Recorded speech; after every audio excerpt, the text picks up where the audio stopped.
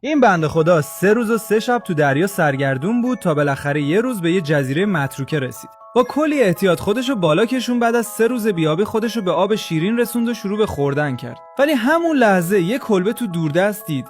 آلیسون چاقوشو در آورد و همه چیو زیر نظر گرفت. وقتی به کلبه‌های چوبی مرتب و تور ماهیگیری که هنوز پهن بود نگاه کرد، معلوم شد که قبلا اینجا آدم زندگی می‌کرده. به یه کلیسا رسید و دید یه نفر داره تمیزکاری میکنه. انجلا وقتی آلیسون رو دید باورش نمیشد، چون بیشتر از 10 سال بود که هیچ غریبه‌ای ندیده بود. آلیسون مطمئن شد که خبری از ژاپنیا دور و برش نیست. بعدش یکم خیالش راحت شد.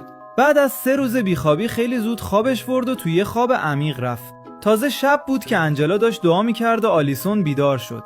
آلیسون بیدار شد و همه شمع‌ها رو خاموش کرد. به انجلا گفت که نور و دود رو ژاپنیا از کیلومترها دورتر می‌بینن و اگه بفهمن اینجان میگیرنشون.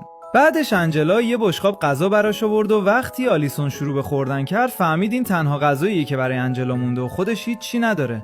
با شکم سیر تو دلش گفت کاش الان یه سیگار داشتم. ولی انجلا یه پیپ از اتاق آورد و بهش داد، همون پیپ کشیش قبلی که خیلی وقت پیش مرده بود. یه روز که آلیسون داشت بامبا می‌برید صدای جیغ گراز وحشی شنید. دنبال صدا رفت توی یه غار ولی هیچی پیدا نکرد. همین که فکر کرد اشتباه شنیده یه گراز از جلوش دوید و باعث شد یه غذای حسابی رو از دست بده.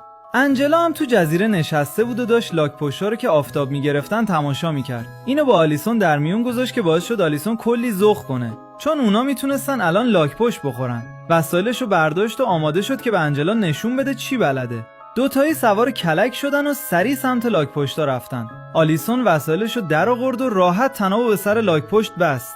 ولی یهو لاک‌پشت کشیدش سمت دریا، چون قدرت لاک‌پشت رو دست کم گرفته بود. آلیسون یه مدت طولانی تو دریا کشیده شد و انجلا هم فقط از ساحل هرس می‌خورد. خوشبختانه آلیسون تونست فرار کنه و بعدش هم با گوشت لاک‌پشت یه غذای خوب پختن و خوردن. ولی همین که آلیسون تو این فکر بود که چرا یه زن به این خوشگلی باید راهبه بشه، یهو صدای غرش هواپیما از آسمون شنیده شد.